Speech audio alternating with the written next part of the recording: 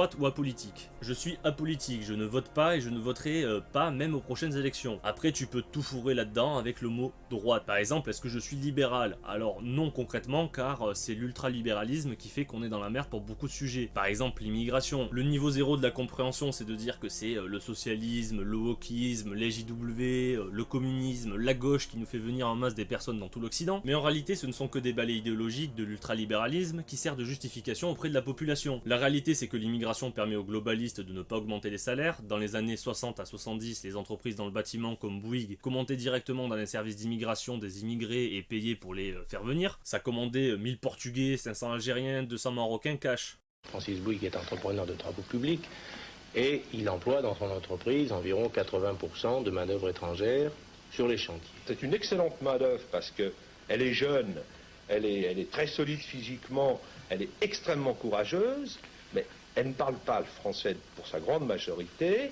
et elle n'est pas suffisamment qualifiée. Alors si nous voulons pouvoir avoir une action de qualification auprès de ces gens-là, il faut qu'on puisse les intégrer socialement. Alors si on veut pouvoir les intégrer socialement, ces hommes, pour qu'ils s'intègrent à la vie économique et sociale, il faut qu'ils puissent fonder une famille, il faut qu'ils aient la possibilité de se marier et d'avoir des enfants.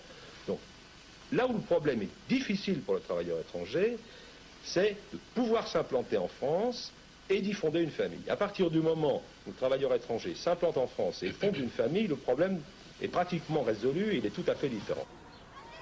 Valéry Giscard d'Estaing comblera les vœux de Francis Bouygues en promulguant la loi du regroupement familial en 1975. Sauf qu'après, pour faire passer la pilule auprès de la population qui dans ces années-là, je pense, aurait été majoritairement contre si on les avait consultés, on a commencé à mettre en place une idéologie qu'on connaît maintenant très bien et venant à faire accepter cette situation. En fait, pour faire simple, la différence avec une dictature et notre système soi-disant démocratique, c'est que le dictateur va dire best of rock, je t'encule et t'as pas le choix, sauf que nous, on va nous expliquer pourquoi c'est bien de se faire enculer. On va nous montrer les bénéfices et on va nous conditionner via les médias à dire que c'est pas si mal que ça finalement. Je sais pas si vous avez vu, mais les hommes sont les seuls à pouvoir avoir un orgasme prostatique. C'est vraiment cool. Imaginez 2 secondes qu'il n'y ait aucune délinquance en France. Aucun crime, rien, tu peux laisser ton téléphone chargé à l'entrée des boîtes comme au Japon. Et là, le gouvernement se pointe et dit...